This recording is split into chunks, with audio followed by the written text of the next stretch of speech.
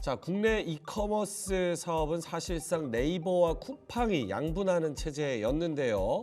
이제는 신세계그룹이 중국 알리바바 그룹과 합작법인을 설립해서 이커머스 사업의 경쟁력 강화에 나섰다고 합니다. 여러 가지 플랫폼들의 부진이 깊어지자 적과의 동침을 결정했다고 하는데요. 신세계그룹이 국내 이커머스 시장에 게임 체인저로 떠오를 수 있을까? 두 분과 함께 이야기 나눠봅니다. YMG 글로벌의 박종훈 팀장님, 그리고 경제 유튜버이자 작가이신 우리 다시 오랜만에 돌아오신 테이버님 모시겠습니다. 어서 오세요. 어서 오세요. 네, 안녕하세요. 진짜 너무 오랜만입니다, 태희원님. 네, 안녕하세요. 이렇게 또 오랜만에 뵈니까 너무 반가운데요. 또 신세계 관련해서 얘기를 오늘 좀 해볼까 합니다. 팀장님, 네. 좀 신세계와 알리바바 이번에 합작 법인하면서 제휴를 맺기로 했는데 구조적으로는 그럼 어떤 변화가 있는 거고 앞으로 어떤 것들까지 기대해 볼 수 있는 건지 궁금한데요. 뭐 구조적인 변화는 사실 이제 신세계에서 이제 50%, 네. 예, 그리고 이제 알리바바 인터내셔널에서 이제 50%, 그러니까 알리바바 익스프레스라고 보시면 될 것 같은데요. 네. 이렇게 합작법인이 이제 새롭게 만들어진다. 이게 2025년 설립 예정인데 사실 저는 이 뉴스를 보자마자 큰일 났다. 생각을 했어요. 개인적으로. 물론 이제 소비자 입장에서는 물론 이제 뭐 알리바바, 익스프레스, 테무, 시인 뭐 이 부분은 우리 연초부터 뭐 지속적으로 어마어마한 상승세를 뭐 보일 것이다. 뭐 많은 이제 그러한 여러 이제 그 저가 물품이 가격 경쟁으로 많이 들어왔었는데 소비자 입장에서는 뭐 긍정적일 수 있습니다. 우리가 이제 저렴한 가격으로 뭔가 이제 물건을 만날 수 있는, 물론 지금 못 만나는 건 아니죠. 지금 뭐 직구하시는 분들도 상당히 많이 이용을 하고 계시는데 이게 어찌 보면 한국의 어떤 활로를 까는 그러한 모습이 보여지면서 제가 이런 말씀을 초반부터 드리긴 좀 그렇겠지만 네. 과거에 그 삼국시대 당시에 나당 전쟁이 있었잖아요. 신라가 네. 당나라를 끌어들여서 삼국 통일을 이뤘는데 네.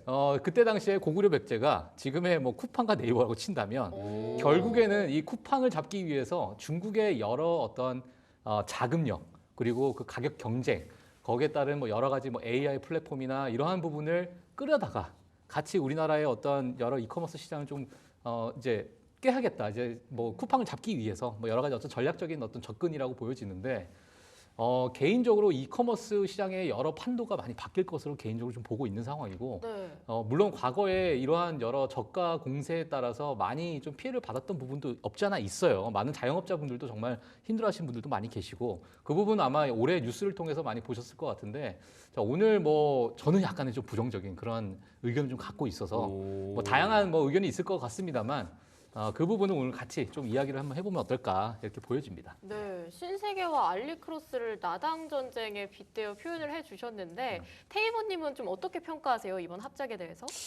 일단은 너무 멀리 가셨다. 오. 이게 신라 시대까지 갈 필요가 없고 우리가 6.25 때만 따지시더라도 중공군의 물량 공세지만 결국에는 뒤에 힘입어서 이제 뒷배가 되었던 우리 미군이 있었습니다. 우리 쿠팡 같은 경우에는 미국에 상장이 돼 있죠.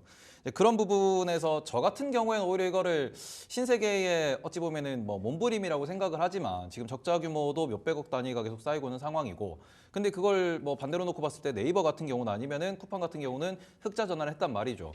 그러니까 이게 이커머스 시장이라는 게 이제 개화된 지가 10년이 넘었고 거의 20년 차에 가까워지고 있는데 이 시장에서 어찌 보면은 이제 승자와 패자가 갈라졌고 이거는 구조적인 문제입니다. 가장 이제 이슈가 되는 건 쿠팡 같은 경우에는 물류도 하고 있고요. 택배도 하고 있고 그리고는 본인들이 직매입을 하면서 엄청나게 규모의 경제가 일어났습니다. 그러면은 지금 뒤에서 진출하는 신세계 물론 롯데까지도 포함해가지고 그동안 쿠팡이 우리나라에 투자하는 동안 도대체 뭘 하였는가? 그리고는 지금 와가지고 뭘 만들겠다라고 이야기하고 있는데 과거에 우리가 한 2, 3년 전이었습니다. 11번가가 아마존이랑 손잡았다는 얘기가 나왔었어요. 하지만 그럼에도 불구하고 지금 11번가랑 아마존이랑 같이 일하고 있는지 알고 계시는 분 별로 안 계실 겁니다. 지금 11월 달 뉴스만 찾아보시더라도 11번가에서 아마존 블랙 프라이데이 땡겨가지고 물량 엄청나게 풀겠습니다라고 이벤트를 엄청나게 했지만 네. 여전히 적자예요. 그런 걸 놓고 보시면은 이게 지금 일단은 그냥 신세계 기준에서 국내 유통시장에서 공룡이라고 표현했던 신세계 기준에서 놓고 보면은 지마킨 인수가 뭐 잘 됐든 못 됐든 간에 어찌 보면 이커머스에 진출하겠다라는 선언이었으나 그게 너무 늦었고 그리고는 지금 이미 인프라가 다 깔려 있습니다. 쿠팡 같은 경우에는 인프라를 전부 다 깔아놨어요. 거기에 따라가기가 너무 늦었다라고 생각하기 때문에 이건 어찌 보면은 중국에서 뭐 신세계가 먼저 했든 중국에서 먼저 했든 간에 우리나라 시장을 두고 합작을 했다. 누구와 싸우기 위해서? 1등인 쿠팡과 싸우기 위해서. 그렇게 합작했다라고 보면은 지금 이게 너무 늦은 싸움이 되었기 때문에 그 부분에서는 조금은 그냥 해봤자 뭐 큰 의미가 있겠나 이렇게 보시는 게 맞지 않나라고 생각합니다. 쿠팡을 이기기에는 아직까지 조금 더 지켜봐야 된다. 가능성이 크진 않은 것 같다. 이렇게 말씀을 해주셨는데. 두 분 다 좀 네. 부정적인 입장이네요. 네, 그러네요. 근데 또 이런 얘기들도 있잖아요. 지마켓이 만년 적자고 어찌 보면 전용진 회장이 좀 지마켓 살리기에 나서기 위해서 이번 합작을 좀 준비를 한 거다. 이런 얘기들도 들리고 있는 것 같은데 네. 좀 그럼 이번 합작 이후로는 지마켓이 만년 적자에서부터 좀 벗어날 수 있다. 이렇게 생각하시나요? 뭐 일단 그 부분은 우리가 조금 뭐 지켜봐야 될 것으로 보여지는데 네.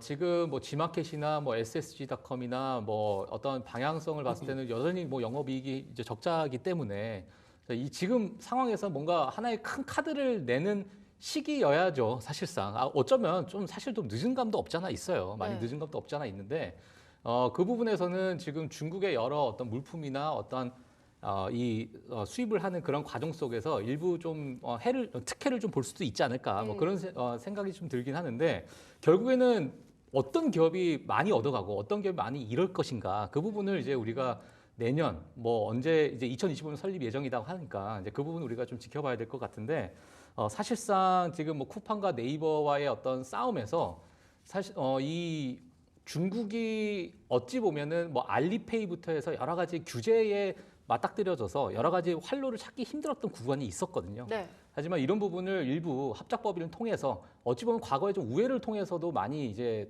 접근을 하려고 했었지만은 지금의 이제 그 부분은 일부 좀 합법적인 방향으로 또 이제 가는 방향이 있기 때문에 이 부분은 뭐 모르겠습니다. 정말 이게 정말 지금 뭐 이커머스 시장에서 엄청난 큰 판도를 일으킬지 아니면은 우리나라의 여러 이커머스 업계가 알리익스프레스에 대해서 잠식을 당할 것인지는 네. 우리가 향후 조금은 좀 지켜봐야겠지만 저는 뭐 개인적으로 지금의 여러 어떤 방향성이나 여러 이제 가격 경쟁, 특히나 이제 제조업 관련돼서는 이제 중국이 워낙에 강점을 갖고 있기 때문에 그런 부분에서 일부 좀 득보다는 좀 실이 많지 않을까 저는 이렇게 좀 보고 있어서 뭐 그 부분에 따른 뭐 영업이익이나 어떤 매출의 흐름은 우리가 조금은 더 지켜봐야 되는 그런 상황이 아닐까 저는 이렇게 보고 있습니다.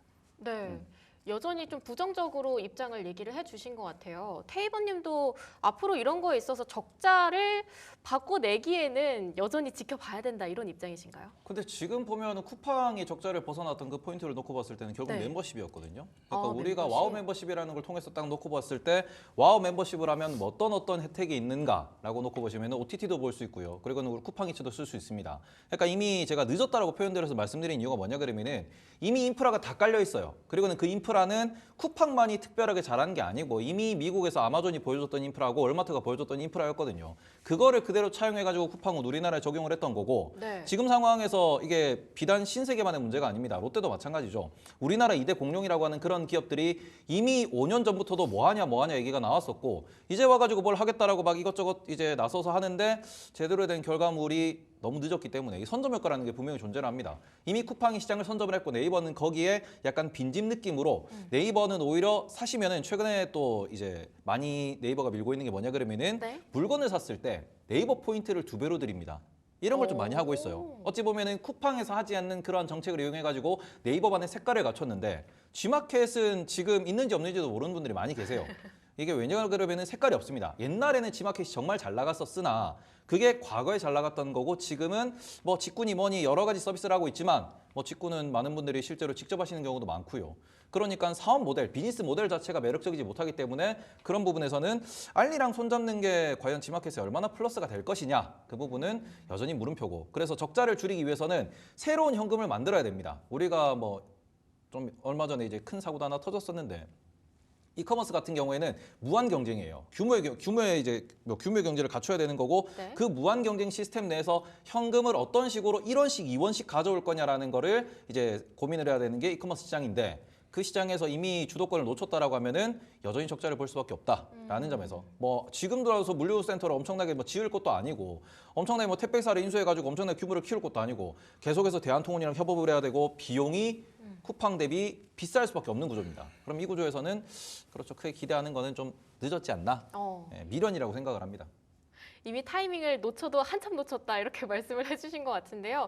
그래도 알리바바를 통해서 약간 좀 세계에 진출할 수 있는 그런 교두보 역할을 알리바바가 해준다고 한다면 내수에서는 조금 어려울지 몰라도 해외 시장으로도 조금은 더 판로가 될 수 있을 것 같기도 하고요. 동맹 시너지가 아예 없을 것 같진 않은데요. 근데 사실 뭐 G마켓 같은 경우에는 내수 시장에 위주로 갈 수밖에 없는 그런 상황이고요, 사실상. 그리고 이제 글로벌 시장으로 진출하게 되는 상황에서는 뭐 아마존이라는 또 어마어마한 공룡 기업이 또 있는 상황. 네. 그리고 과거에 뭐 테무와 알리익스프레스가 이미 또 글로벌 시장은 어느 정도 또 생태계를 구축해 나가고 있는 상황이다 보니까 이러한 상황에서 뭐 G마켓이 내수 소비, 내수의 어떤 그러한 매출 또는 영업이익을 떠나서 글로벌적으로 확장할 수 있을까? 그 부분은 저는 좀 부정적으로 좀 보고 있는 그 상황이고, 부분도. 예, 네. 그렇기 때문에 뭐 정말 뭐 이 부분에서 뭐 물론 이게 어찌 보면 다 전망의 영역이잖아요. 지금 네. 상태는 어떻게 될 것인가 다는 많은 이제 전문가분들께서 뭐 전망을 하시겠지만 여기에서 어떤 전략을 취할지도 저는 사실상 예, 그렇게 썩 이렇게 와닿는 그런 어떤 생각이 그렇게 많이 떠오르지가 않아가지고 네, 네, 네. 그 부분은 우리가 뭐 향후 좀 지켜봐야 되는 그런 구간이 있기 때문에 네. 하여튼 뭐 그렇습니다. 예. 아직 나온 게 많이 없다 보니까 많이 없죠. 예. 뭐 동맹 시너지를 얘기하고 싶어도 이렇게 음. 좀처럼 탁 떠오르는 아이디어는 없다 이렇게 말씀을 해주신 것 근데 같아요. 제가 하나 네. 추가적으로 제가 좀 준비한 자료가 있어요. 자료를 한번 보시게 되면 사실상 지금 최근에 들어서 이 화면 한번 보여주시면 될 것 같습니다. 이커머스 이제 MOU인데 월간 활성 이용자 수입니다. 물론 이제 쿠팡이 우리나라에서 1등으로 잘 하고 있는 그런 상황에서 뭐 흑자 전환 이야기도 많이 나왔고, 그리고 알리익스프레스도 마찬가지로 최근에 크게 이제 상승을 하고 있는 모습인데 G마켓 자체는 지난 2024년 1월에 대비해서 여전히 또 하락을 하고 있는 상황이고, 네. 앞서 테이버님께서 말씀해 주셨지만은 우리가 G마켓에 들어가서 쇼핑을 할까? 라고 봤을 때 저는 그렇게 보진 않고, 안 해요. 예, 최저가를 찾다 보니까 G마켓의 최저가에서 우리가 구매를 하는 맞아요. 그런 상황이잖아요, 사실상. 그러니까 이제 플랫폼의 역할로서는 사실상 힘을 좀 부리기가 좀 힘들지 않을까. 저는 개인적으로 그렇게 보고 있어서 결국에는 이러한 물량 공세에 따른 여러 수혜를 받는 그러한 부분을 봤을 때는 알리익스프레스가 오히려 우리나라에 들어와서 이제 거점을 취하고, 이 거점을 취하는 부분에서 사실상 쿠팡이 지금 우리나라에서 가장 점유율을 높게 치면서 볼 수 있는 부분은 물론 여러 가지 자영업자들의 많은 이제 뭐 물건이나 아니면 여러 상품들이 쿠팡에도 있긴 하지만 그 배송 서비스거든 결국엔요. 네, 네. 그러니까 이 배송 서비스가 압도적으로 높은, 압도적으로 그 이제 우리가 이제 멤버십을 이제 구매를 하면 그러한 부분에서 이 혜택을 볼 수 있었는데, 만약에 이 알리익스프레스나 테무 같은 경우에 이 배송 서비스마저도 뭐 로켓 배송이나 이러한 아주 빠른 배송이 만약에 우리나라에 또 적용이 된다면 이 부분은 또 시장 점유율에 대해서 일부 변동이 좀 있을 수 있는 그런 요인이 될 수 있기 때문에 우리가 그 부분을 한번 앞으로 좀 지켜봐야 될 것으로 보여지고 있고요. 그리고 이제 과거에 이제 사용자 수를 좀 보게 되면 사실상 알리익스프레스나 테무가 2024년 1월부터 10월까지의 그 자료입니다. 이 부분을 보면 전년 대비해서 큰 폭의 상승을 보이고 있는 상황이에요. 네. 그러니까 이러한 기울기로 봤을 때는 여전히 지금 이용자 수들이 급증을 하고 있는 그런 모습이다 보니까 알리익스프레스 입장에서는 좀 얻을 것도 많은 그러한 어떤 딜이 아닐까, 저는 개인적으로 그렇게 좀 보고 있는 상황입니다.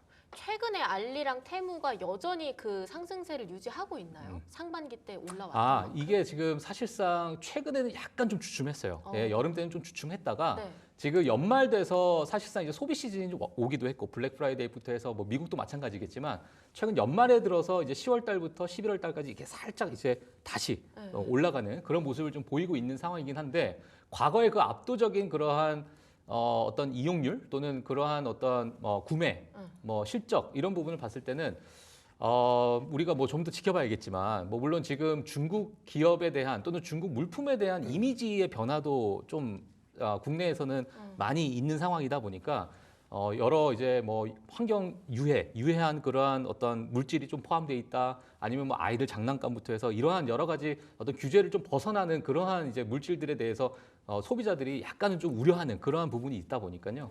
그 부분은 뭐 우리 지금 일부, 그러니까 이미지 변환에 있어가지고 알리익스프레스에도 또 이제 긍정적인 효과를 줄 수 있다. 자, 이렇게 좀 말씀드리고 싶습니다. 네, 최근에는 추세가 좀 꺾였다 이렇게 말씀을 해주셨는데 테이버님 이게 C커머스가 예전에만 해도 되게 무섭게 시장을 장악하는 그런 흐름들이 있었잖아요. 어쩌다가 이렇게 딱 꺾인 걸까요? 지금 약간 신뢰성적인 측면에서 팀장님은 말씀 주셨던 것 같은데 좀 쿠팡이 거기에 비해서 확실하게 가지고 있는 메리트가 있다면? 일단 쿠팡의 메리트 같은 경우는 앞서 말씀드린 멤버십으로 많은 인프라를 누릴 수 있다. 그게 이제 가장 핵심이 되는 거고. 네. 지금 우리가 C커머스가 처음 진출했을 때 많이들 사람들이 신기해서 썼었어요. 근데 그 신기해서. 부분이 과거를 기준으로 놓고 보고 또 어찌 보면 돈이 되는 모델이다 보니까 아마존도 본인들이 이제 테무랑 비슷한 그런 서비스를 또 론칭을 했습니다. 그러니까 이게 제가 생각하는 관점에서는 C커머스가 중요한 게 아니고 그 부분이 어찌 보면은 진입 장벽이 높냐 낮냐 그 이슈고 이게 다들 신기한데 한번 써봤지만 실제로 우리가 소비를 함에 있어가지고 돈을 막 쓰진 않아요. 우리가 이제 목적에 맞게 쓰기 때문에 그 목적에 맞는 소비를 하고 그 소비를 함에 있어가지고 예를 들어가지고 네이버 같은 경우에는 최근에 주변에서 어떤 움직임이 나오냐 그러면은 약간의 회사에서 뭐 비품을 구입한다든지 이런 거 구입할 때 포인트 많이 주잖아요. 그러면 우리가 공금의 사용의 목적에서 포인트를 많이 준다 그러면은 그런 거 쓰시는 분들 상당히 많으실 거예요. 쿠팡 같은 경우는 우리가 당장 내일 급한 물건 있으면은 멤버십 결제해가지고 당장 구매를 하셔야 되는 경우가 많습니다. 말 그대로 이제 색깔과 진입 장벽을 말씀을 드리는 건데 알리바바와 테무는 신기하다고 어찌 보면 우리가 진입할 때 아주 이제 노린 부분이었고 그러는데 한 번, 두 번 써보고 난 뒤에 그 이후에 추가로 쓰는 사람들이 별로 없다 보니까 알리바바를 쓰는 사람들이 되게 신기하다고 얘기를 해요. 아 이런 것도 있어라고 이야기는 하지만 거기서 그래서 가전을 결제하지는 않습니다. 그쪽에서 엄청나게 큰 돈을 쓰진 않아요. 그냥 꾸준하게 그냥 소소하게 쓰는 그런 돈들이 모이는 거니까 그런 부분에 있어서는 하나의 그냥 어플이구나 하나의 뭔가 시스템이구나 정도지 우리가 그래서 네이버를 안 쓰고 쿠팡을 안 쓰고 넘어가는 그런 케이스는 잘 없다라는 점. 그러니까 C커머스는 그 C커머스만의 그러한 뭔가 포인트가 있다라고 보시는 게 맞을 것 같고 지금 뭐 다른 거 다 필요 없이 이마트랑 신세계 주가 보면은 시장 반응이 바로 드러난다. 지금 이마트가 최근에 아시잖아요. 이마트가 최근에 오른 게 우리 그 용진이 형께서 가셔가지고 말하라고 가셔가지고 만나고 오셨어요. 네. 그것 때문에 주가가 최근에 많이 올랐다가 말하는 순간 주가가 더 떨어지네요. 이 어찌 보면 차익 실현이 강하게 나오고 있는데 이런 부분에서 시장에서 그냥 관심을 안 두고 있다 정도로 보시는 게 맞지 않을까. 그냥 뭐 나중에 돈을 벌면 돈을 버는 건데 그래서 쿠팡이 네이버에 되겠어? 라는 게 지금 시장에 뭐 좀 뷰다라고 보시면 될 것 같습니다.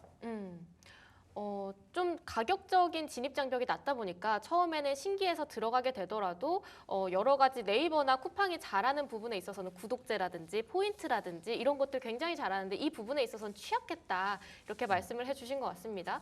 국내 이커머스 시장 점유율이 어떻게 되는지도 좀 궁금한데 네이버랑 쿠팡이 양대 산맥을 이룬다고 한다면 그 다음엔 또 어떤 시장들이 점유율을 차지하고 있나요? 지금 뭐 11번가 G마켓이 그 이후 이제 그 다음에 이제 점유율을 차지하고 있는 상황인데 사실 이 점유율은 사실상 그렇게 크게 의미가 없을 것 같아요. 4위, 5위, 6위에 대한 점유율은 사실상 압도적이에요. 압도적으로 1, 2위 네이버와 쿠팡이 또 양분하는 특히나 이제 쿠팡이 또 압도적인 그러한 점유율을 차지하고 있기 때문에 뭐 앞서서 말씀드린 것처럼 우리가 뭐 G마켓에 들어가서 쇼핑은 저는 개인적으로 안 했거든요. 저는 개인적으로 안 하는데 그런 부분에서 많은 이제 소비자분들도 그 부분에서 아마 동의를 좀 하실 거라고 생각이 들고요.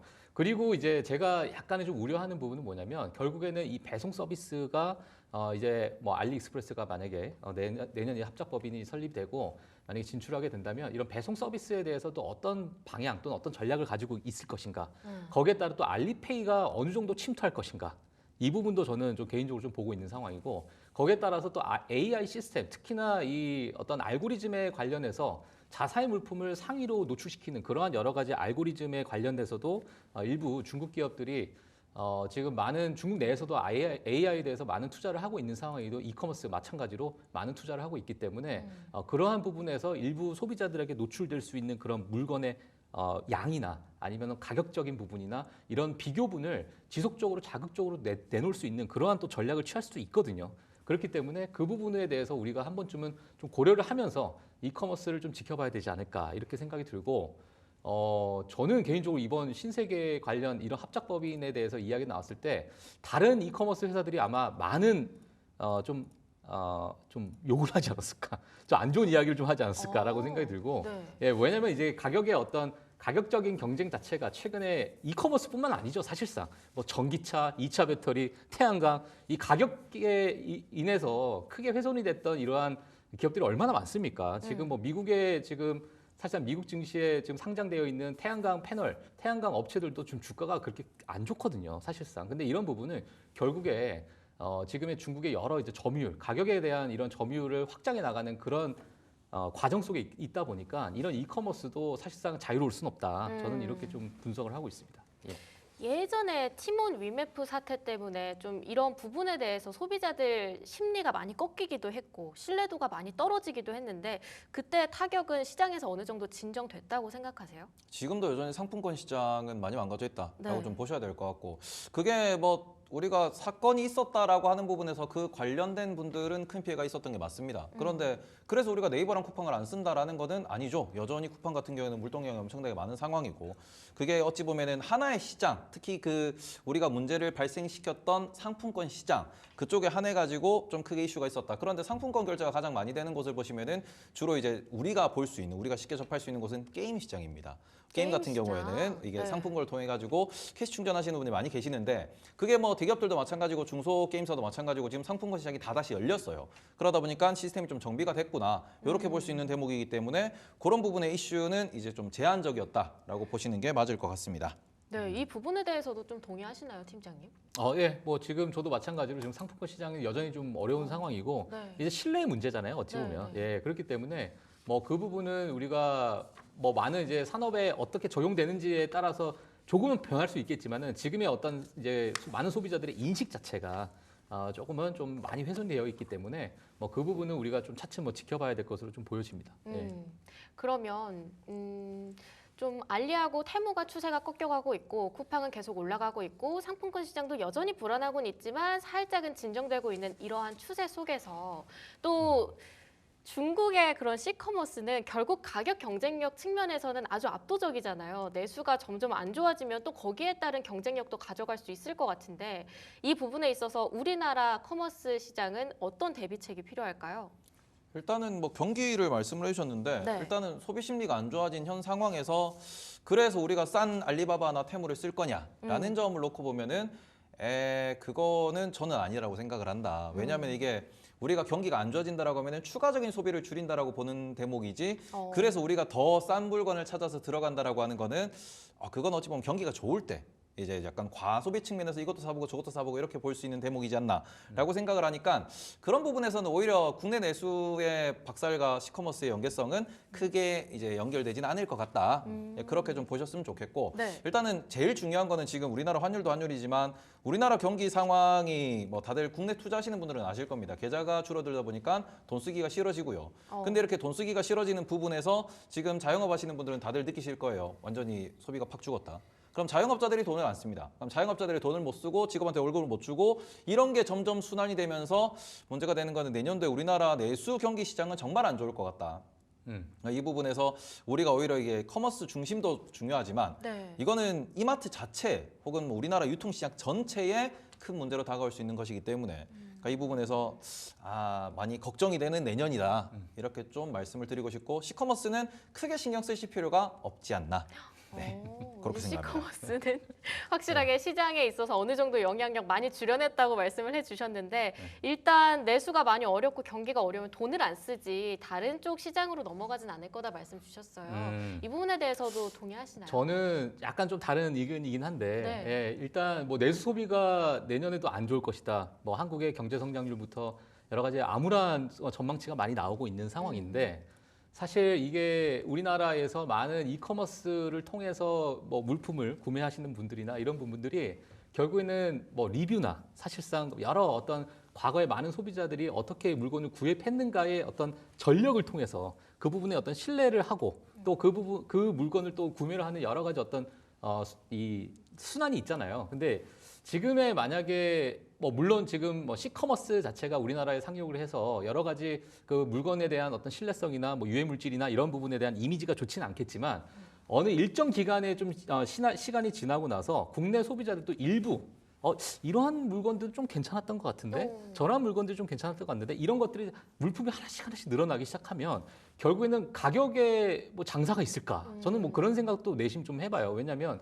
이 내수 소비 부진 자체가 이게 뭐 단기간으로 끝날 문제라고 생각이 안 들고 또는 뭐 대량으로 구매하시는 분들 같은 경우에는 사실상 이 가격에 대해서 민감하게 받아들일 수밖에 없기 때문에 그리고 이제 중국의 어떤 품질적인 부분이 과거의 중국품과 지금의 현재 나오고 있는 중국의 어떤 품질 자체가 그렇게 많이 그러니까 과거에 그 안 좋았던 품질을 그대로 지금 유지를 하고 있는가에 대해서도 우리가 한 번쯤은 고민해야 될 문제긴 하거든요. 얼만큼 기술력이 좀 올라왔을까? 또는 뭐 최근에 의류업계도 제 주변의 지인분들도 의류업계에 종사하시는 분 좀 꽤 있는데 네.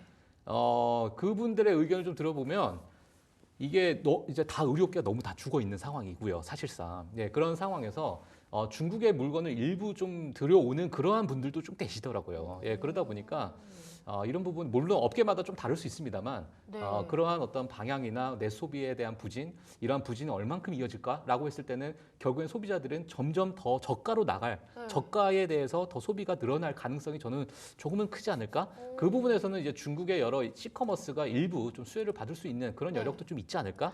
저는 뭐 개인적으로 좀 그렇게 보고 있는데 네. 그 부분은 뭐 소비자의 선택이기 때문에 아마 뭐 내년이 되면 아마 그 부분은 뭐 이제 수면 위로 떠오르고 시장이 어떤 반응을 보일지는 우리가 좀 지켜봐야 될 것으로 보여집니다. 테이버님 품질이 좋아지고 있다는데요? 뭐 품질이 좋아지고 그래가지고 소문나면 사람들이 또 옮겨가겠죠. 그러면 네. 또 다른 뭐 쿠팡이나 네이버 같은 데서 대응을 하겠죠. 네. 그러니까 이게 시장 논리로 놓고 접근을 해보시면은 우리가 시커머스 한참 유행할 때 쿠팡에서 뭘 했냐 그러면은 본인들이 중국 제품을 대량으로 매집해가지고 본인들이 와우 멤버십 회원들한테 싸게 풀었었어요. 어찌 보면은 이게 아까 저 진입장벽 말씀드렸는데 그 시커머스 자체가 진입장벽이 높지 않다. 그렇기 때문에 돈만 있으면 누구나 할 수 있는 사업이다. 그리고는 뭐 대량으로 그냥 매집해가지고 유통만 있겠다 깔아서 팔아버리면은 뭐 문제될 게 없다. 아이고 1,480원을 돌파했다. 저거를 이렇게 우리가 호재처럼 이렇게 빵빵 해주시면은 네. 호재가 아닙니다. 저 1,480.58원인데 지금 왜 그러세요? 이게 PD님 뭐 이거 어떻게 나중에 뭐 쇼츠라도 잘라가지고 왜 그러세요 지금? 네, 15원 넘게 올랐다. 지금 우리나라의 제일 큰 문제는 지금 이거예요. 이게 훨씬 더 문제이기 때문에. 네. 시커머스가 문제가 아니에요 지금. 네. 환율이 문제입니다 지금. 지금 그렇죠. 내수 소비가 이것 때문에 더 죽을 수 있어요. 시커머스가 문제가 아닙니다. 맞는 말이에요. 그렇기 때문에 그런 부분에서 지금 우리가 뭐 일단 오늘 주제가 뭐 이게 뭐 시커머스 뭐 알리바바 신세계라서 이런 일을 하고 있지만 답답합니다. 아주 답답한 상황이다라고 좀 보셨으면 좋겠습니다. 제가 사실 케이버님하고 예전에 이제 같이 뭐 했었잖아요. 밥도 먹고 뭐 그랬었는데 제가 방송도 잘 봐요. 방송도 보는데 오늘 약간 이제 뒤로 갈수록 약간 개인 방송으로 넘어갔습니다. 아니 지금 환율이 끝도 없이 올라가요 지금. 개인 방송을 넘어가시고 계셔 지금. 너무- 예. 이 정도 네. 스피드면 올해 안에 1,500원 넘길 수도 있어요. 이틀 내일이나 남았습니다. 내일 모레. 네. 너무 무섭다. 그렇습니다. 그러면 예. 이제 어쨌든 저희는 얘기하던 걸 해야 하니까요. 네. 양대 산맥이 네이버랑 쿠팡이잖아요. 앞으로의 시장 점유율 무조건 쿠팡으로 계속 넘어가면서 금요 경제가 더 커질 건지 아니면 네이버도 이제 쿠팡이랑은 새로운 대항마로서 시장 점유율 더 키워갈 것인지 네. 최후의 승자는 누가 될까요? 저는 사실 뭐 쿠팡이 1위 우리나라에서 1위를 차지하는 부분 아마 장기간 이어질 것으로 보여지는데 네. 무서운 건 사실상 지금의 알리익스프레스나 여러 이제 RTC라고 해서 중국의 이제 시커머스의 어떤 성장세거든요. 성장세가 지금 무섭다 보니까 이런 부분 우리가 우려를 하는 부분이 있고요.